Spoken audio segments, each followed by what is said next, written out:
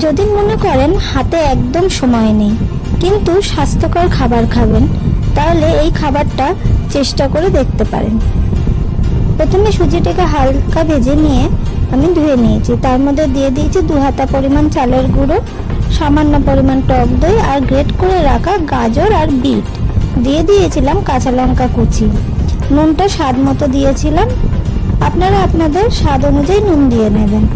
তারপরে ব্যাটারটিকে অল্প অল্প জল দিয়ে ভালো করে মিশিয়ে নিয়েছিলাম। মিশিয়ে নেওয়ার পর ব্যাটারটা ভালো করে মিশিয়ে নেওয়ার পর ফ্রাইং প্যানে তেল গরম করতে দিয়েছিলাম। তারপর ওর মধ্যে 2 চামচ মতো ব্যাটার দিয়ে অল্প করে তেল দিয়ে সেটাকে ভেজে নিয়েছিলাম। আমি কিন্তু তেলটা এক পিঠেই দিয়েছি, 2 পিঠে দিইনি, কারণ যত কম তেলে খাওয়া যায়। এইভাবে পরেরগুলোও আমি ভেজে নিয়েছিলাম। দেখুন কত সুন্দর রং এসছে খাবারটা। এইভাবে আপনারা বাড়িতে চেষ্টা করে দেখতে পারেন। চালের গুঁড়োর পরিবর্তে আপনারা আটা বা ময়দাও ব্যবহার করতে পারেন। আর সবজির জায়গায় আপনারা আলু, বিনস, পেঁয়াজ কুচি আর ডিম ইউজ করতে পারেন।